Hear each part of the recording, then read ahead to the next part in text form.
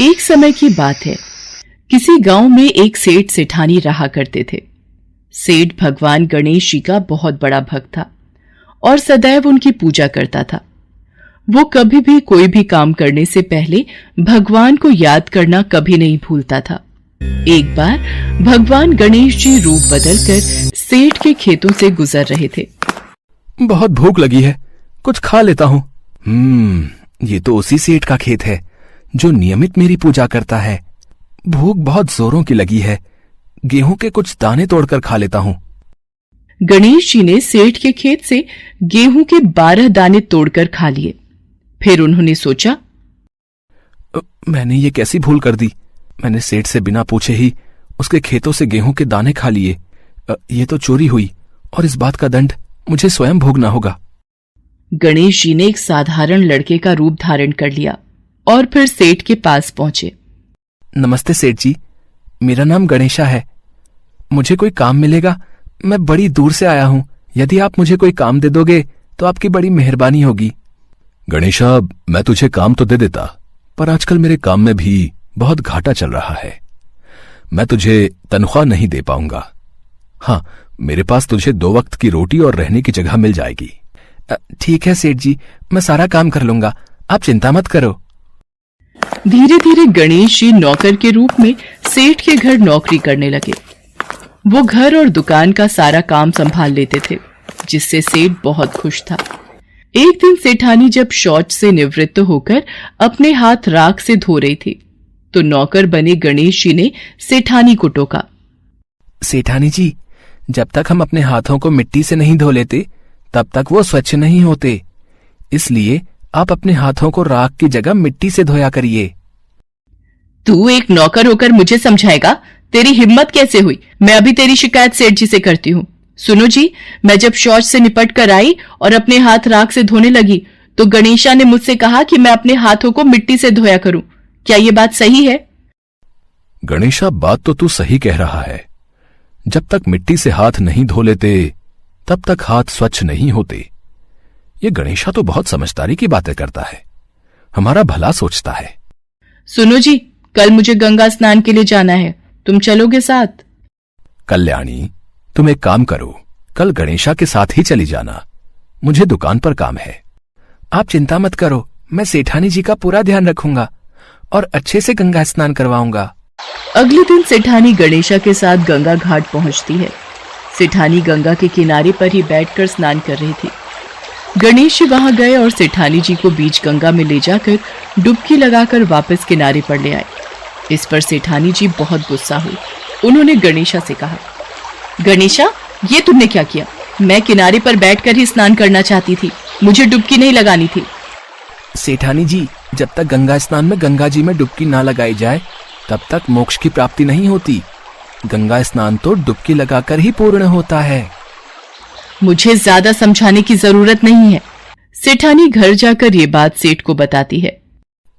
गणेशा, तुमने ऐसा क्यों किया? सेठ जी, आप ही बताइए, जब तक हम गंगा में डुबकी नहीं लगा लेते तब तक स्नान पूर्ण नहीं होता। मैं सही कह रहा हूं ना? अब किनारे पर बैठकर स्नान करने का क्या फायदा? ये गणेशा तो बड़ी बुद्धिमानी की बातें करता है, हमारे बारे में कितना अच्छा सोचता है। गणेशा इसी तरह सेठ के सारे काम करने लगा था। गणेशा के आ जाने से अब सेठ जी का व्यापार भी अच्छा हो चला था। एक दिन सेठ ने घर में एक पूजा का आयोजन किया और सेठानी जी को बुलाने के लिए गणेशा से कहा, गणेशा, जाओ जाकर सेठानी को बुला लाओ, पूजा का समय हो रहा है, हमें मंदिर निकलना है। ठीक है सेठ जी, मैं अभी सेठानी जी को बुलाकर लाता हूं। गणेशा सेठानी को बुलाने चला जाता है। अरे सेठानी जी, आपने ये काली साड़ी क्यों पहनी हुई है? आप पूजा में काली साड़ी ना पहनकर लाल रंग की साड़ी पहन लो। पूजा में लाल रंग शुभ माना जाता है। मैं काली साड़ी ही पहनूंगी। अब मैं कपड़े बदल चुकी हूं, मैं दोबारा तैयार नहीं होंगी। और तुम मुझे इस तरह से उपदेश देने वाले होते कौन हो? मैं अभी सेठ जी से जाकर तुम्हारी शिकायत करती हूं। सेठानी सेठ के पास जाती है और सारी बात बताती है। ये बातें हमें याद नहीं रहती, गणेशा ठीक ही कह रहा है। पूजा कार्य में लाल रंग सचमुच शुभ माना जाता है। एक काम करो, तुम लाल रंग की ही साड़ी पहनाओ। ये गणेशा तो हर वक्त हमारी अच्छाई के बारे में ही सोचता है, वरना कौन आजकल किसी की भलाई सोचेगा। ऐसे ही दिन बीत रहे थे। एक दिन सेठ ने घर में गणेश पूजन का आयोजन किया हुआ था। गणेशा मूर्ति के स्थान पर बैठ जाता है। ये देखकर सेठ को गुस्सा आ जाता है। गणेशा, ये कहां की समझदारी है? मैं तो समझता था तुम बहुत समझदार हो, बड़ी बड़ी ज्ञान की बातें करते हो, और खुद ही अज्ञानी बनकर उस स्थान पर बैठ गए हो जहां गणेश जी की मूर्ति का स्थान है। अच्छा, फिर तो मैं बिल्कुल सही स्थान पर बैठा हूं। देखते ही देखते गणेशा भगवान गणेश के रूप में आ जाते हैं। प्रभु, आप स्वयं एक नौकर के रूप में हमसे बहुत बड़ी भूल हो गई प्रभु। हम आपको पहचान नहीं पाए, हमें क्षमा कर दो भगवान। हे प्रभु, मैंने ना जाने आपको नौकर समझकर कितना कुछ कह दिया, मुझे क्षमा कर दो प्रभु। तुम दोनों व्यर्थ ही परेशान हो रहे हो। मैं तो स्वयं तुम्हारे घर में नौकर बनकर आया था। मैंने तुम्हारे खेत से गेहूं के 12 दाने चुराकर खा लिए थे, इसीलिए मैं उसका ऋण चुकाने तुम्हारे घर नौकर बनकर आया था। मेरा आशीर्वाद सदैव तुम पर बना रहेगा। तुम्हारे घर में धन, वैभव, समृद्धि की कभी भी कमी नहीं होगी। इतना कहकर भगवान गणेश अंतर्ध्यान हो जाते हैं। उस दिन के बाद से सेठ सेठानी के घर में खुशियों के भंडार भरे रहते हैं।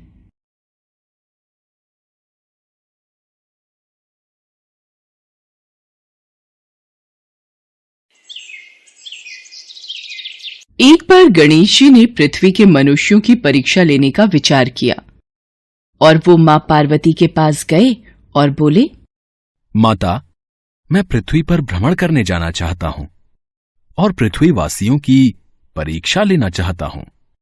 ठीक है पुत्र गणेश, जैसा तुम उचित समझो। पृथ्वी भ्रमण के लिए मैं एक बालक का रूप ले लेता हूं। बाल गणेश को तो लीला धरनी थी, इसलिए उन्होंने एक बालक का रूप बना लिया और अपने एक हाथ में चम्मच में दूध ले लिया और दूसरे हाथ में एक चुटकी चावल ले लिए और गली गली घूमने लगे। वो साथ ही साथ आवाज लगाते चले जा रहे थे। मेरे पास ये दूध और चावल है, क्या कोई मेरे लिए इस सामग्री की खीर बना देगा? कोई भी बाल गणेश पर ध्यान नहीं दे रहा था, बल्कि लोग उन पर हंस रहे थे। अरे, कोई नासमझ बालक दिखाई पड़ता है। हाँ भैया, तभी तो ये चम्मच में दूध और चुटकी चावल लिए घूम रहा है। भला इसकी खीर कैसे बनेगी?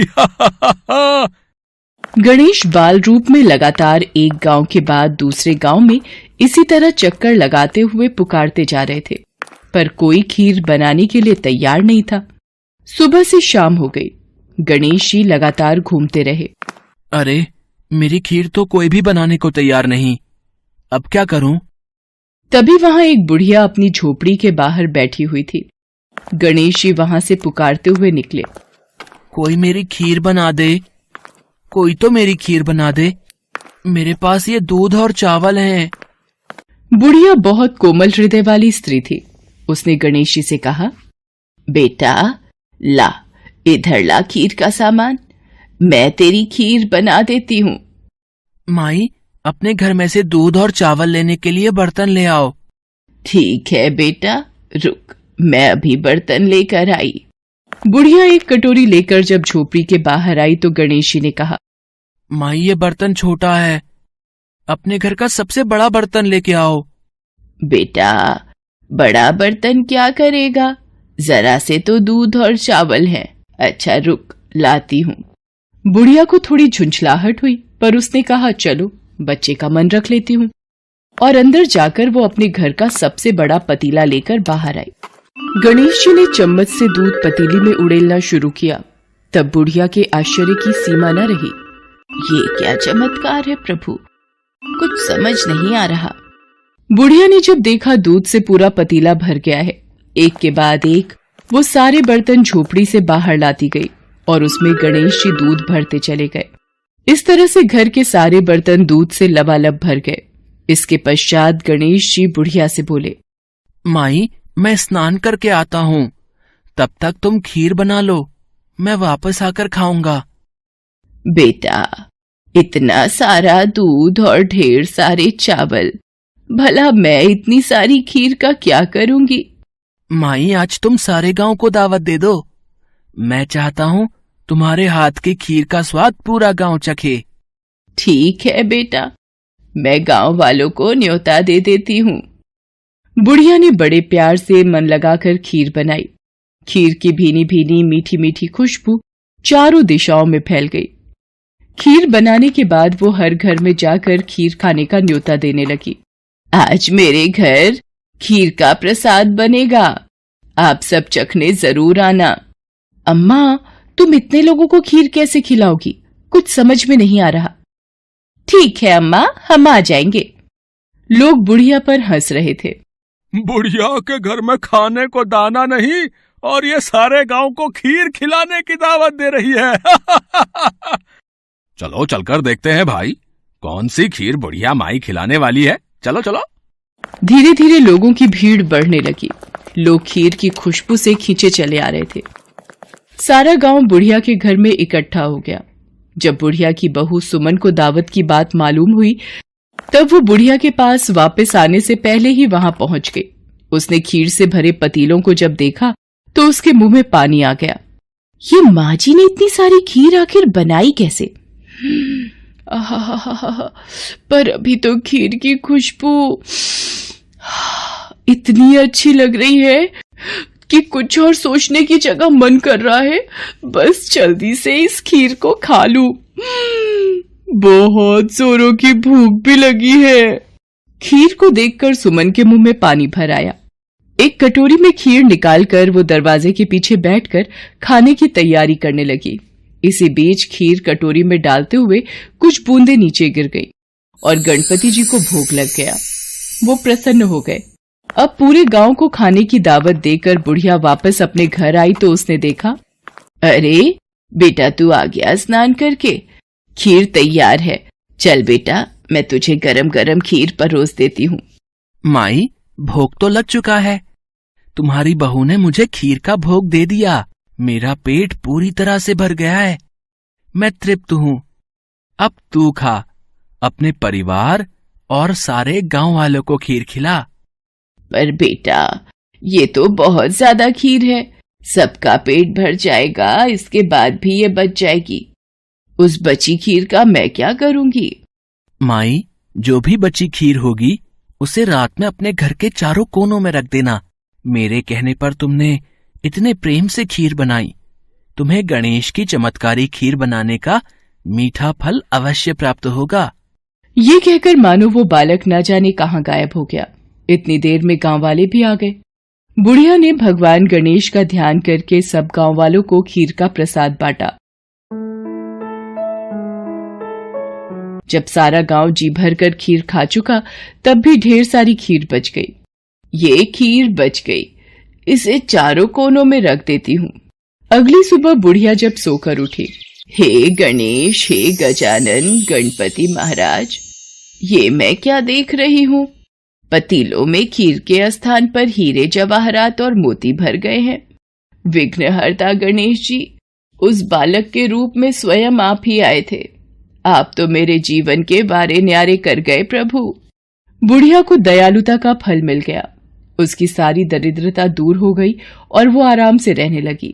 बुढ़िया ने गणपति जी का एक भव्य मंदिर बनवाया और साथ में एक बड़ा सा तालाब भी खुदवाया। इस तरह उसका नाम दूर दूर तक प्रसिद्ध हो गया। उस जगह वार्षिक मेले लगने लगे। लोग गणेश जी की कृपा प्राप्त करने के लिए उस स्थान पर पूजा करने और मान्यताएं मानने के लिए आने लगे। भगवान गणेश को विघ्नहर्ता और सुखकर्ता कहा गया है। वो अपने भक्तों के जीवन की सारी कठिनाइयों को दूर करके सुख, शांति, समृद्धि और वैभव प्रदान करते हैं।